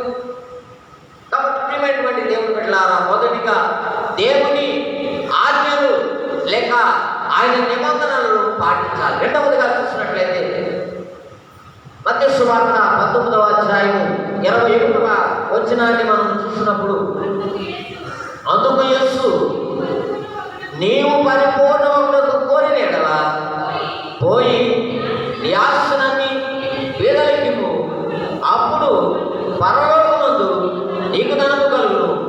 నీవు వచ్చి నన్ను వెంబడించుము. నీ ధనం అమ్మేస్తే పరలోకమందు నీ ధనము కలుగుతుంది అన్నాడు. ఇక్కడ మనం ఒక విషయాన్ని ఆలోచించాలి. ధనవంతుడు పరలోక రాజ్యంలో ప్రవేశించకూడదనే ఉద్దేశం కాదు. ఇక్కడ మనం చూసినట్లయితే ఆ యవనస్తుడు దేవుని ఆజ్ఞలను పాటిస్తూ ఉన్నానని చెప్తున్నాడు తప్ప దేవుని ఆజ్ఞల కంటే శ్రేష్టమైన వాడు, రక్షణ భాగ్యము ఇవ్వగలిగినటువంటి వాడు తన ముందున్నాడని తెలిసి కూడా ఏ వ్యక్తి దగ్గరికైతే, ఏ యేసయ్య దగ్గరికైతే నేను రక్షణ పొందడానికి లేక నిత్య జీవంలో ప్రవేశించడానికి ఏ మంచి కార్యం చేయాలని యేసుక్రీస్తు గారు దానికి సమాధానం చెప్తాడనే కదా, దానికి ఆ నిత్య జీవంలో ప్రవేశింప చేయగల యోగ్యత కలిగిన వాడే కదండి కదా వచ్చి అడిగినప్పుడు మరి యేసుక్రీస్తు చెప్పిన మాట వినాలి కదా, వినలేదు. ఆజ్ఞల కంటే గొప్పవాడు, రక్షణ భాగ్యాన్ని అనుగ్రహించేవాడు ఎదురున్నప్పటికీ అతను నిత్య జీవమును పోగొట్టుకొని వ్యసనపడి వెళ్ళిపోయినట్లుగా మనం చూస్తూ ఉన్నాం. అయితే ఇక్కడ మనం చూసినట్లయితే 24వ వచనములో అంటున్నాడు ప్రభు, ధనవంతుడు పరలోక రాజ్యంలో ప్రవేశించుట దుర్లభము అంటున్నాడు. అంటే ధనవంతుడు పరలోక రాజ్యంలో ప్రవేశించడం సాధ్యం కాదు అంటున్నాడు. ఎందుకు అంటున్నాడు ప్రభు ఆ మాట ఎందుకు అనవలసి వచ్చింది అని మనం జాగ్రత్తగా ఆలోచన చేస్తే, ధనవంతులు పరలోక రాజ్యం వెళ్ళాలని కదా ఉద్దేశం. ధనవంతుడైనప్పటికీ పేదలను కటాక్షించేవాడు, ఇతరుల పొరుగు వారిని ప్రేమించేవాడు, దేవునికి ఇవ్వవలసింది ఇస్తూ మరి గలతీ పత్రిక 6వ అధ్యాయం 6వ వచనంలో చెప్పిన రీతిగా మరి శాపం కలిగినటువంటి వారికి ఆ యొక్క శ్రేష్టమైనటువంటి ఫలములను ఆయనకు చెందవలసిన వాట ఆయనకి ఇస్తూ, దేవునికి చెందవలసిన వాట దేవునికి ఇస్తూ ఉన్నప్పుడు దేవుడు నిన్ను పరలోక స్వాస్థ్యాన్ని ఇవ్వడానికి నేను దూరపరచను. ఎందుకంటే ధనమున్న వ్యక్తులందరూ కూడా జనరల్గా ఏం జరుగుతుందంటే, క్రీస్తునందు విశ్వాసం ఉంచినటువంటి వారు చాలా మంది ఉన్నారు. ధనవంతులు కూడా క్రీస్తునందు విశ్వాసం ఉంచినటువంటి వారు ఉన్నారు. ధనవంతులు తమ ఆస్తిని అపోస్తుల పాదముల మీద పెట్టినటువంటి సందర్భాలు నూతన నిబంధనల పత్రికలలో మనం చూస్తూ ఉంటాం. ఎందుకంటే సమిష్టి కుటుంబాలుగా ఏర్పడి సువార్త పరిచర్య నిమిత్తము వారి ఆస్తినంతా అమ్మి యేసుక్రీస్తు శిష్యుల యొక్క పాదాల దగ్గర ఉంచినటువంటి సందర్భాలు అపోస్తుల కార్యక్రమంలో మనం చూస్తాం. ఆ సమిష్టి జీవితంలో జీవిస్తూ దానిలో వాసం చేసినటువంటి అననీయ సభ్యురాల జీవితం ఏమైందో, అనగా దేవునికి ఇష్టాన్ని వాగ్దానం చేస్తాము. అయ్యో దేవుడు అందరూ చేస్తారు, నేను కూడా చేయాలని ఆలోచించాము, నిజమే మంచిది. కానీ దానిలో ఒప్పుకొని దొంగిలించాము కనుక భార్యాభర్తలు దేవుని ఎదుట అబద్ధమాడారు కనుక గంటల వ్యవధిలోనే ఇద్దరూ చనిపోయినట్టుగా మనం చూస్తాం. అంటే ధనవంతుడు పరలోక రాజ్యంలో చేరుట దుర్లభమని ఎందుకు చెప్పాడంటే, తిమోతి రాసిన మొదటి పత్రిక 6వ అధ్యాయం 10వ వచనంలో ధనాపేక్ష సమస్తమైన కీడులకు మూలము, దానిని ఆశించి అనేక మంది ఇబ్బందులను ఇరుకులను సిగ్గుపడ్డట్టుగా మనం చూస్తాం. తిమోతికి పౌలు హెచ్చరిక చేస్తూ చెప్పినటువంటి మాట, అటువంటి ధనాపేక్ష కలిగినటువంటి వారు పరలోక రాజ్యంలో ప్రవేశించారు. ధనము కొరకు దేవుడిని తిరస్కరించే వారు పరలోక రాజ్యంలో ప్రవేశించారు. కానీ ధనం ఉన్నప్పటికీ దేవునికి లోబడి పొరుగు వారిని ప్రేమిస్తూ దేవునికి చెందవలసిన దేవునికి సేవకునికి చెందవలసిన సేవకునికి ఇచ్చినప్పుడు ఆ కుటుంబము ఆశీర్వదింపబడుతుంది, పరలోక రాజ్యంలో ప్రవేశించడానికి అవకాశం ఉంది. అంతేగాని నా ధనము నాది, నా ప్రాణమా తిను త్రాగు సుఖించుము అని అనుకున్నటువంటి ధనవంతుడు వల్ల మనం ఉంటే మనము పరలోక రాజ్యంలో ప్రవేశించము. సరికదా ఆ ధనాన్ని అనుభవించడానికి అవకాశం లేకుండా దేవుడు చేసే అవకాశం.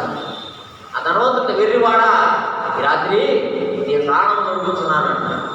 కాబట్టి ప్రియమైనటువంటి దేవుని బిడ్డలారా, ధనవంతుడు పరలోక రాజ్యంలో ప్రవేశించుట దుర్లభము అని చెప్తూ, కానీ మరి దానికంటే శూద వ్యత్యంలో ఒంటు దొరిన సులభం. ఎంత వ్యత్యాసాన్ని దేవుడు ఏసై చూపించాడు అక్కడ చూడండి. ఒంటి ఎక్కడ, సూది వ్యత్యం ఎక్కడ? అంటే పరలోక రాజ్యంలో ధనవంతుడు ప్రవేశించాడంటే ధనమ ఎక్కడ ఉంటుందో ధనవంతుని ఆలోచన కూడా అక్కడే ఉంటుంది.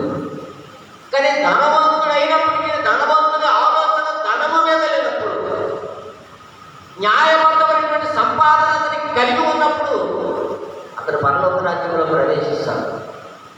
పరలోక రాజ్యంలో ప్రవేశిస్తాడు. కనుక మనం చూసినట్లయితే అటువంటి వ్యక్తులు పరలోక రాజ్యంలో ప్రవేశించారని అక్కడ ప్రభువు చెబుతూ ఉన్నారు.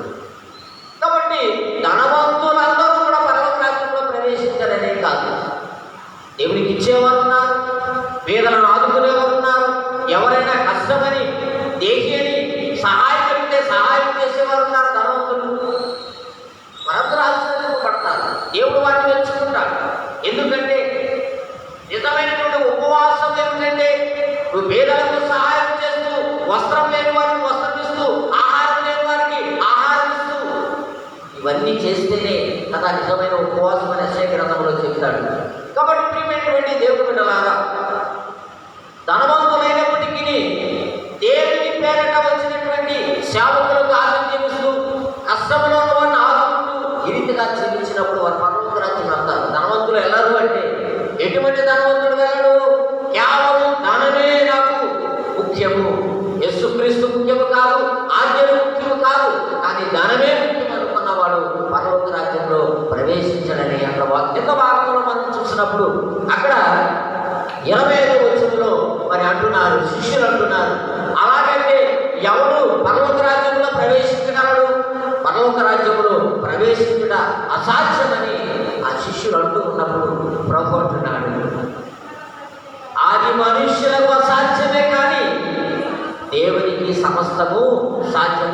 ధనవంతుడు పరలోక రాజ్యంలో ప్రవేశించుట దేవుని చిత్తమైతే అది దేవునికి సాధ్యమే, అసాధ్యము కాదు.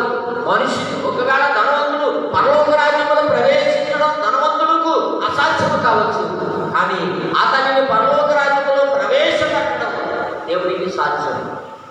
కాబట్టి ప్రియమైన దేవుడు పెట్టారు, మనం ఈ లోకంలో జీవిస్తున్నాం. దేవునికి లోబడి జీవించినప్పుడు, దేవుని చిత్తానుసారం జీవించినప్పుడు పరలోక రాజ్య వారసత్వాన్ని మనం పొందుకోవడానికి అవకాశం ఉంటుందని దేవుడు వాక్యం తెలియజేస్తుంది. కాబట్టి ప్రియమైనటువంటి దేవుని బిడ్డలారా, 27వ వచనం అంటున్నాడు, వెంటనే మన పేతురు గారు అన్న తుడుపు పేతురు అక్కడ అంటున్నాడు, ఇదిగో మీ మేము సమస్తము విడిచిపెట్టి నిన్ను వెంబడిస్తున్నాము, మాకేంటి ఫలితము? యేసు క్రీస్తుతో జీవిస్తూ అనుమానాన్ని వ్యక్తం చేస్తున్నటువంటి శిష్యుల యొక్క పరిస్థితిని ఇక్కడ మనం చూస్తూ ఉన్నాం. ప్రభు అంటున్నాడు, వాడు ఊహించినటువంటి గొప్ప సమాధానం నోటు గంట వచ్చింది.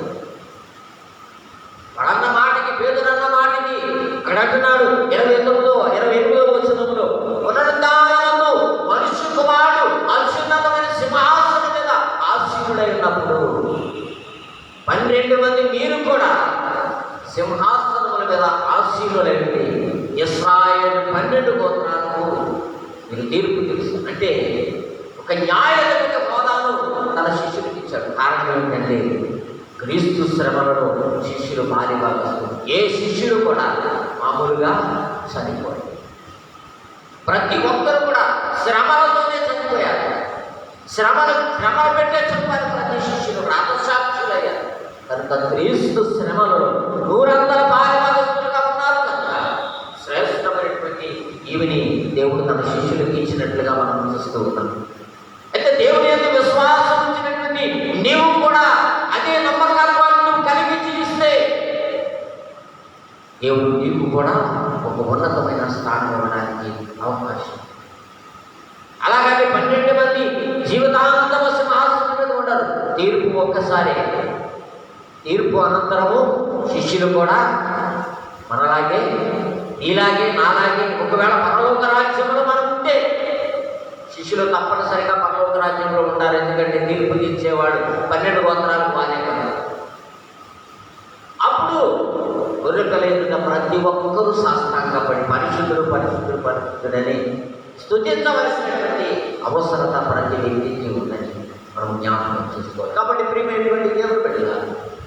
దేవుని శ్రమలలో మనము కూడా పాలుభాగస్వాములం అవ్వాలి.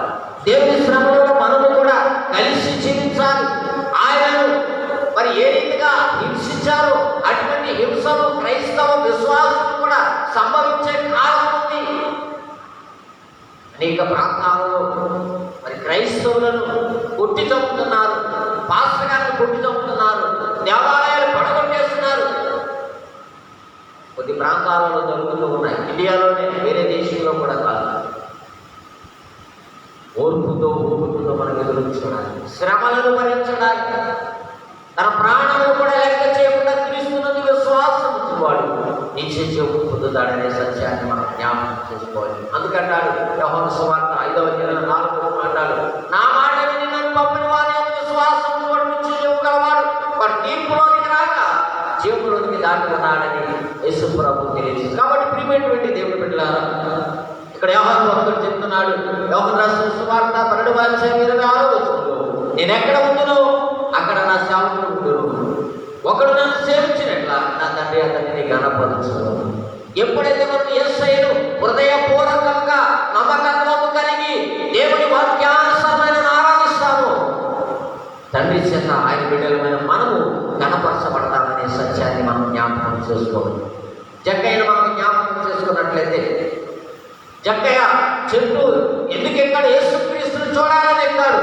ఎప్పుడైతే జక్కయ్యను యేసయ్య పిలిచాడో యేసు క్రీస్తును తన హృదయంలో చేర్చుకోవడానికి సిద్ధపడ్డాడు, తన హృదయంలో చేర్చుకున్నాడు. అందుకే ఇతడును అబ్రహాము కుమారుడని పిలువబడ్డాడు. ఇతడును అబ్రహాము కుమారుడే అని పిలువబడ్డాడు. కాబట్టి ప్రియమైన దేవుని బిడ్డలారా, నీవు నేను దేవుని ఆరాధిస్తూ ఉన్నాము, దేవుని బిడ్డలుగా కొనసాగుతున్నాము. మనం అబ్రహాము కుమారులు అని పిలువబడుతున్నామా? ప్రభు మనల్ని ఆ రీతిగా సంబోధిస్తూ ఉన్నాడా? మనల్ని మనం జ్ఞాపకం చేసుకోవాల్సిన అవసరం ఉందని దేవుని వాక్యం తెలియజేసిన. 3వదిగా చూసినట్లయితే విశ్వాసం ద్వారానే రక్షణ భాగ్యం. రక్షణ పొందాలంటే మొట్టమొదటిగా దేవుని ఆజ్ఞలను అనుసరించాలి. 2వదిగా రక్షణ భాగ్యం పొందాలంటే యేసు క్రీస్తుని వెంబడించాలి. 3వదిగా యేసు క్రీస్తునందు విశ్వాసం ఉంచడం ద్వారానే పరలోక రాజ్య భాగ్యాన్ని లేక రక్షణ భాగ్యాన్ని మనం పొందగలమని దేవుడు వాక్యం తెలియజేస్తుంది. పత్రికా పాఠ్య భాగం 2వ అధ్యాయం 8వ వచనంలో చూసినట్లయితే, మీరు విశ్వాసం ద్వారా కృపచేతనే రక్షింపబడారు, ఇది మీ వల్ల కలిగినది కాదు, దేవుని వరమే. కాబట్టి ప్రియమైనటువంటి దేవుని బిడ్డలారా, ఈ లోకంలో ఉన్నటువంటి క్రైస్తవ విశ్వాసులకు ఇతర విశ్వాసులకు వ్యత్యాసం ఉంది. ఎందుకంటే ఇతర విశ్వాసుల యొక్క ఉద్దేశాలు ఏమిటంటే మంచి కార్యాలు చేయడం ద్వారా లేక దాన ధర్మాలు చేయడం ద్వారా పరలోక రాజ్యం అనగా దేవుని దగ్గర జీవించవచ్చనేటువంటి ఆలోచన కలిగి ఉంటారు. చూడండి, ఉదాహరణకి సంవత్సరం వెళ్ళి కోట్లు హుడ్డీల్లో వేసే వారు ఉంటారు కదా, కోట్లు హుడ్డీల్లో వేసే వారు ఉంటారు. ప్రతి సంవత్సరం కోట్లు ఎక్కడి నుంచి వస్తున్నాయి, ఎక్కడ డబ్బు తీసుకు వస్తున్నాయా? గత సంవత్సరం అంతా ఏదో రకంగా వ్యాపారం చేస్తూ ఇంకోటి చేస్తూ, వ్యాపారం అంటే న్యాయబద్ధంగా వ్యాపారం ఏమైనా చేయగలరా? కొన్న వస్తువుకి ఇప్పుడు 100 రూపాయలకు వస్తువు కొన్నారండి, ఒక 2 రూపాయలు వేసుకుని అమ్మేవారు ఎవరన్నా ఉన్నారా? 15 రూపాయలు 20 రూపాయలు వేసుకుంటారు ఈ రోజుల్లో. పెట్రోలే దానికి కారణం, పెట్రోలే కారణం. 20 రూపాయలు వేసుకుంటారు లాభం. ఆ రీతిగా వ్యాపారంలో సంపాదించిన డబ్బులు ఏం చేస్తున్నావు? దేవుడికి ఉండీలు వేస్తున్నావు పట్టుకెళ్ళి. దానివల్ల నీకేమైనా ఉపయోగం ఉంటుందా? అదేంటది? అక్రమార్జన ఉంటుంది. ఇతరుల దగ్గర అన్యాయంగా సంపాదించు, న్యాయబద్ధంగా సంపాదించు. 2 రూపాయలు నువ్వు నీ కుటుంబాన్ని పోషించుకోవడానికి కేవలం సంపాదించింది అయితే దేవుడు అంగీకరిస్తాడు, నీవు బ్రతకాలి కనుక. చాలామంది కంపెనీ వాడు ఏం చేస్తారంటే దాని మీద దాని రేటు కంటే ఎక్కువ వేస్తారు. ఈ మధ్యకాలంలో అదే జరుగుతుంది. కంపెనీ వాడు దానికంటే దాని వాల్యూ కంటే ఎక్కువ రేటు ఇస్తాడు. కానీ మనం వస్తువులు కొనుక్కున్నప్పుడు కొంతమంది దాని మీద ఉన్న రేటు కొనుక్తారు, కొంతమంది దాని మీద ఉన్న రేటు కంటే కొంతమంది తక్కువ ఇస్తారు. ఎలాగో నష్టం పెట్టుకుంటాడు. అది కంపెనీ వాడేసి అయినప్పటికీ ఇంకో 10 రూపాయలు మిగిలేవాడు. కాబట్టి ఈ రీతిగా సంపాదించడం న్యాయ సంపాదన కాదు. కాబట్టి అటువంటి వారు సూది మధ్యంలో ఒడ్డుదురుడు సులభమని ప్రభువు చెప్పినటువంటి జాబితాలో ఉన్నటువంటి వారు. కాబట్టి వీరందరూ కూడా వారి ఆలోచన కానీ వారు చేసే కార్యాలు కానీ మంచి కార్యాలను చెప్పుకుంటూ వారు ఆలోచన చేస్తారు. ఆ గ్రంథాలు ఏం చెప్పిందంటే మంచి కార్యాలు చేస్తే పరలోక రాజ్యం వెళ్తారు, దేవుని దగ్గర ఉండాలని ఆలోచన చేస్తారు. కానీ వాస్తవానికి అది కాదు. ఒక వ్యక్తి రక్షింపబడాలి అంటే దేవునికి ఇష్టమైనటువంటి జీవితం జీవించాలి. ఈ లోకంలో నువ్వు ఎన్ని కార్యాలు మంచి కార్యాలు చేయొచ్చు, కానీ అంతరంగ పురుషుడు అనగా నీ హృదయము పరిశుద్ధముగా లేకపోతే దేవుని యొద్దకు వెళ్ళాలి. ఏమంటున్నాడు మత్తయి సువార్త 5, హృదయం చూచగలవారు ధన్యులు, వారు దేవుని చూచెదరు కదా. దేవుని చూడాలంటే దేవుని సముఖానికి వెళ్ళాలి. దేవుడిని ఎవరో చూడలేదు. నీవు పునరుద్ధాన ముందు అనగా తీర్పు దినాన్ని దేవుడితో జీవించగలిగినప్పుడు దేవుడిని చూడగలుగుతావు. ఎందుకంటే దేవుడు నీకు మనోనేత్రాలు ఇస్తాడు, మహిమ శరీరాన్ని ఇస్తాడు కనుక దేవుడిని చూడగలరు. ఈ మట్టి సంబంధమైనటువంటి ఈ మట్టి శరీరంతో దేవుడిని చూడాలంటే, ఈ నేత్రాలతో చూడాలంటే నువ్వు దేవుడిని చూడాలి. చూడ సఖ్యము కాదు, సాధ్యము కాదు. కాబట్టి ప్రియమైనటువంటి దేవుని బిడ్డలారా, కానీ క్రైస్తవ విశ్వాస జీవితంలో అది వాస్తవం కాదని వాక్య భాగం తెలియజేస్తుంది. ఎందుకంటే మన హృదయం పవిత్రంగా ఉన్నప్పుడు అనగా విశ్వాసంతో దేవుడిని వెంబడించినప్పుడు మన హృదయం పవిత్రంగా ఉంటుంది. ఆ పవిత్రత కలిగి మనం జీవించగలిగినప్పుడు పరలోక రాజ్య వారసత్వాన్ని మనం పొందుతామనే సత్యాన్ని జ్ఞాపకం చేసుకోవాలి. మార్కు సువార్త 16 అంటాడు, నమ్మి బాప్తిసం పొందినవాడు రక్షింపబడతాడు, నమ్మని వాడు శిక్ష తిప్పబడతాడు. ఇక్కడ మనం ఒక ఉదాహరణ చెప్తాను. ఒక వ్యక్తి రక్షణ పొందాడు, బాప్తిసం తీసుకోవాలనుకున్నాడు, కానీ అనుకూలించలేదు. అతను ఆలస్యం ఏం చేశాడో, ఏం జరిగిందో మొత్తం ఆలస్యం చేశాడు. రక్షణ పొందిన వెంటనే బాప్తిసం తీసుకోకుండా అనుకోని చనిపోయాడు ఆ వ్యక్తి. అతను నిత్య జీవంలో ప్రవేశిస్తాడా? ఇక్కడ ఏం చెప్తుంది వాక్యం? నమ్మి బాప్తిసం పొందినవాడు రక్షింపబడతాడు, నమ్మని వారికి శిక్ష అనగా రక్షణ పొందావు వాస్తవమే. ఆ రక్షణను క్రీస్తులో కొనసాగాలి. బహిరంగముగా నేను యేసు క్రీస్తును అంగీకరించాను అని బాప్తిసం ద్వారా రుజువు చేయగలగాలి. రక్షణ పొందలేదు, పరలోక రాజ్య శాస్త్రాన్ని పోగొట్టుకున్నాడు. పరలోక రాజ్య స్వాస్థ్యాన్ని పోగొట్టుకున్నాను. కనుక మనం ఎప్పుడైనా సరే రక్షణ భాగ్యాన్ని సంపాదించుకున్నామంటే వెంటనే బాప్తిసం తీసుకోవాలి. సరసాల నాయకుడు ఆలస్యం చేయలేదు, వెంటనే అడిగాడు, వాడు చెప్పారు ఆన్సర్, వెంటనే బయటకు తీసుకువెళ్ళాడు. ప్రథమ చికిత్స చేశాడు వాడికి. ఇప్పుడే నాకు బాప్తిసం అన్నాడు. దేవుడు వాక్యాన్ని వాడికి బోధించాడు. యేసుక్రీస్తు లోకానికి ఎందుకు వచ్చాడు, ఆ కుటుంబానికి బోధించాడు. వెంటనే బాప్తిసం తీసుకున్నాడు. కాబట్టి ప్రియమైనటువంటి దేవుడు బిడ్డలారా, మనం ఎప్పుడైతే రక్షింపబడ్డామో వెంటనే బాప్తిసం తీసుకోవాలి. వాయిదా వేయకూడదు. రేపని ఎల్లుండనే వాయిదా వేస్తే నేటి రాత్రి ప్రాణం పోతే నువ్వేమైపోతామనే ప్రశ్న మనం వేసుకోవలసిన వారమైన. కాబట్టి ప్రియమైనటువంటి దేవుడు బిడ్డలారా, అందుకు అంటున్నాడు, ఆ సరసాల నాయకుడు అంటున్నాడు, రక్షణ భాగ్యం పొందాలంటే నేనేం చేయాలి? ఇది నీవు కూడా ప్రశ్న వేసుకోవాలి. ప్రభువా, నేను రక్షింపబడాలంటే, నిత్య రాజ్య వారసత్వాన్ని నేను సంపాదించుకోవాలంటే నేనేం చేయాలి? వాక్యం తెలియజేస్తుంది. ఆయన మరణ పునరుత్థానాలు పాలుపరుస్తుంది. ఆ నిత్య రాజ్యాన్ని నువ్వు స్వతంత్రించుకోవడానికి అవకాశం కలుగుతుందని దేవుడు వాక్యం తెలియజేస్తుంది. అంటే కృపాధన్యత పరిశుద్ధాత్మ దేవుడు మనకు అందరికీ అనుగ్రహించి నడిపించి సహాయం చేయగా ఆమె సమస్త జ్ఞానం ఇచ్చిన దేవుని సమాధానం యేసుక్రీస్తు వల్ల మీ ఉదయం తలములకు కావలి ఆమె. దేవా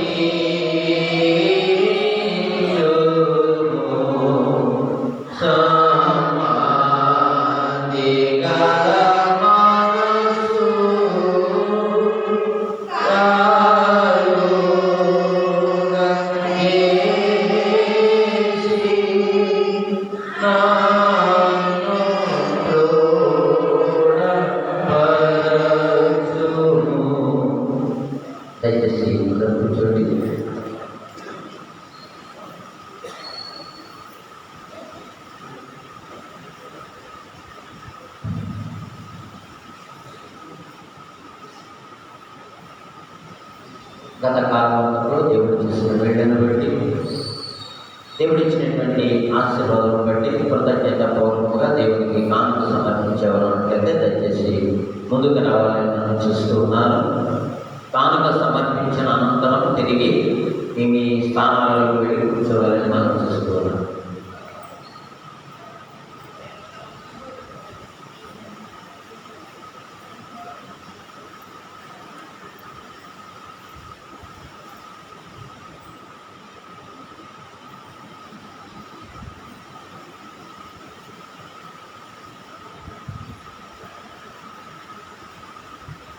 ప్రార్థన చేస్తున్నాం.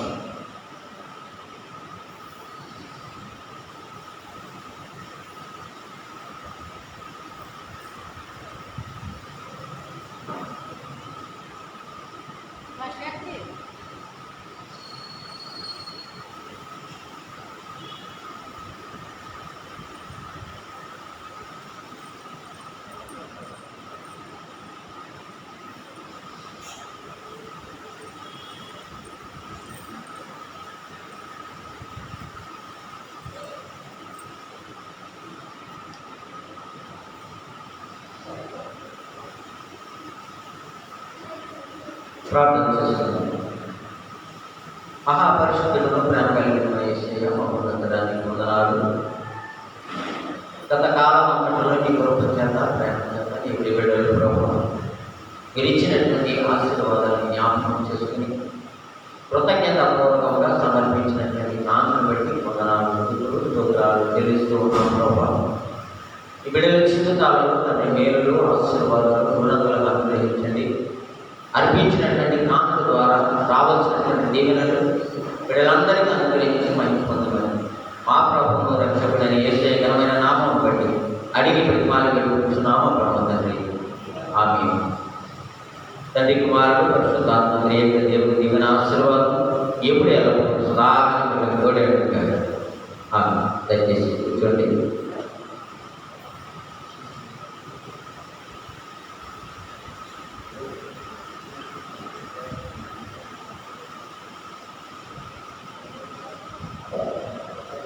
పోతుల రాజుగారు 1000 రూపాయలు కానుక పంపించారు.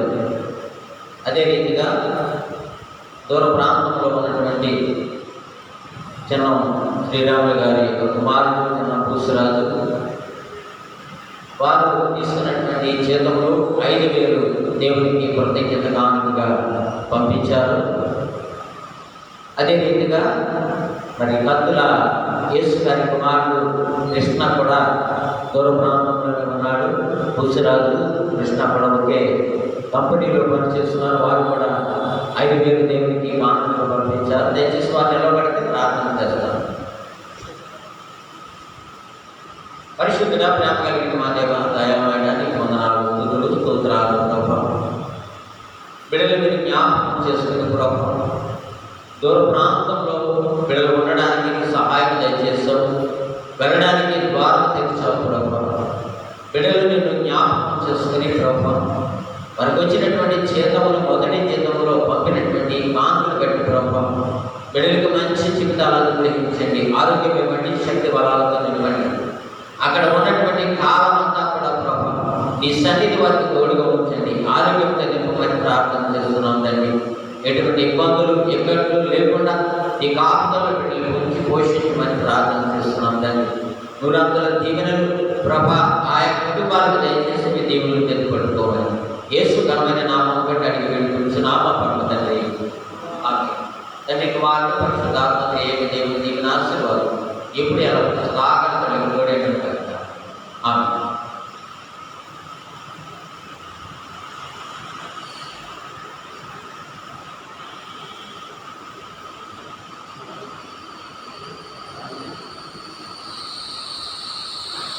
సంఘ కానుకలు సేకరించుకుందాం.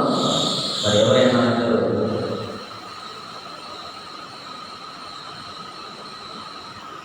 స్త్రీల వైపు ఆడపిల్లలు ఎవరైనా రండి. ఎవరైనా నీ ఘనము నీ ఘనము ప్రభు యేసుదే, నీ దశమా భాగము నీయ వెనుదీతువా. నీ ఘనము నీ ఘనము ప్రభు యేసుదే, నీ దశమా భాగము నీయ వెనుదీతువా. వెనుదీతువా తరలోన ధనధాన్యములు నీయగా, కరుణించి కాపాడి రక్షించగా. తరలోన ధనధాన్యములు నీయగా, కరుణించి కాపాడి రక్షింపగా. పరలోకనాథుడు నీకియగా, మరి యేసు కొరకీయ వినుదీతువా. పరలోకనాథుడు నీకియగా, మరి యేసు కొరకీయ వినుదీతువా. నీ ఘనము నీ ఘనము నీ దశమా భాగము నీయ వెనుదీతువా. వెనుదీతువా పాడి పంటలు ప్రభువు నీకియగా,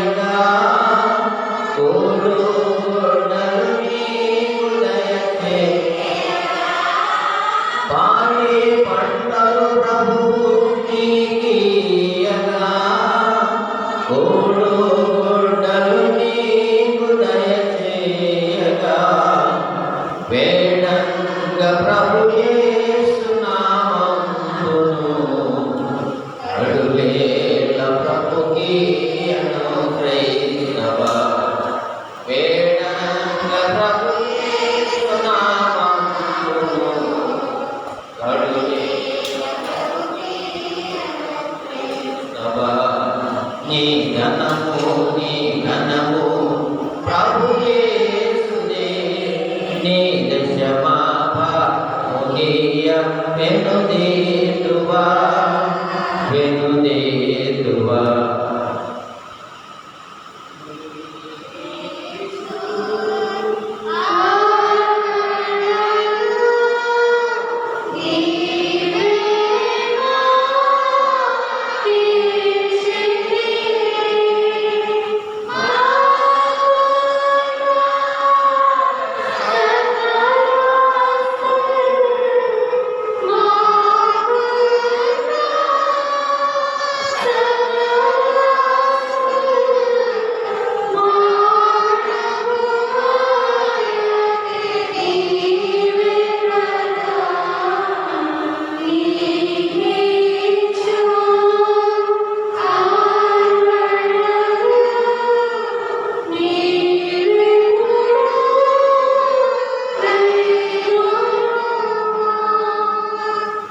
ప్రార్థన చేసుకున్నాం.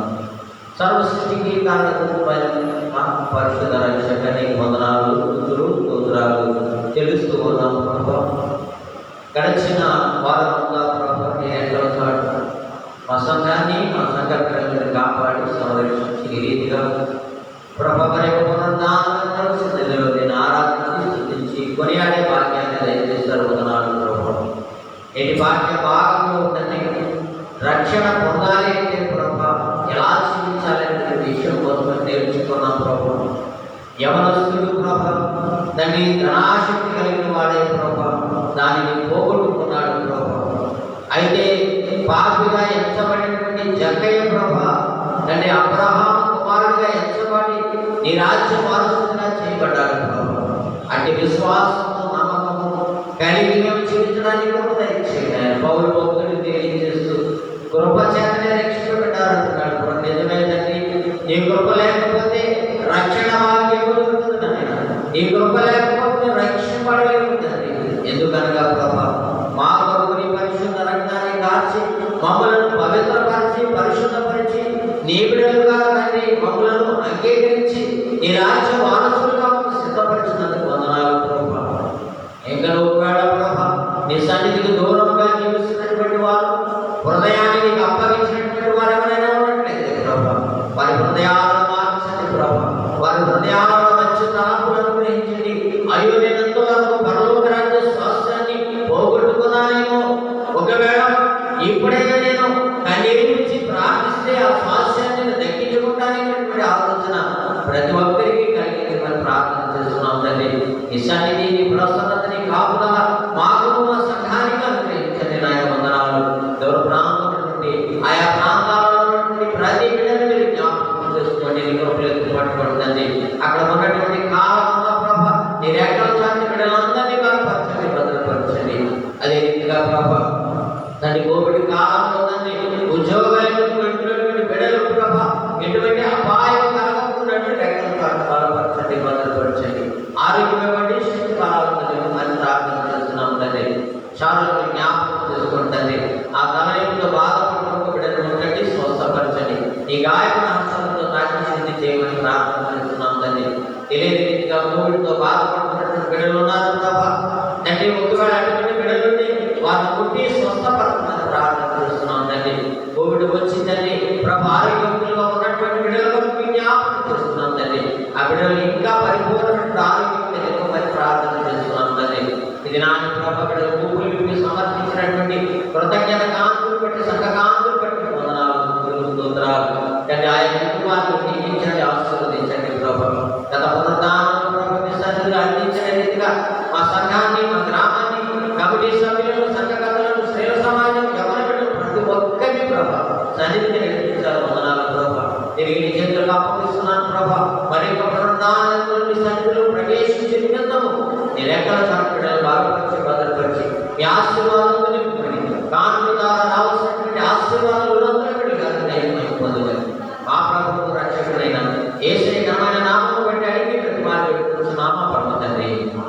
ఆమె పరలోకమందున మా తండ్రి నీ నామం పరిశుద్ధపరచబడుగాక, నీ రాజ్యం వచ్చుగాక, నీ చిత్తం పరలోకమందు నెరవేర్చినట్టు నెరవేరుగాక. మనకు ఆహారం దయచేసి బయట అపరాధం చేసి వారు క్షమించ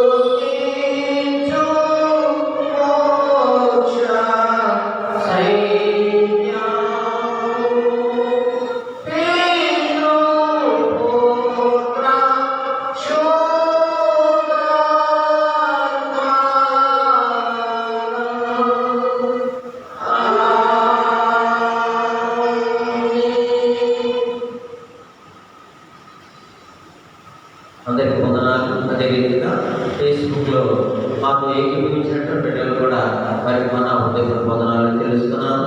అందరికి వందనాలు. మరి వచ్చే వారం కూడా ఇదే వరుసలో కొనసాగుతుంది. మరి తుది తీర్మానం వరకు కూడా 7 గంటలకు ఒక ఆరాధన, 9 గంటలకు మరి ఒక ఆరాధన జరుగుతుంది. దయచేసి గమనించి ప్రతి ఒక్కరూ ఉన్నటువంటి సమయాన్ని సద్వినియోగం చేసుకోవాలని అందరికీ తెలియజేస్తున్నాను. అందరికీ మరి వందనాలు.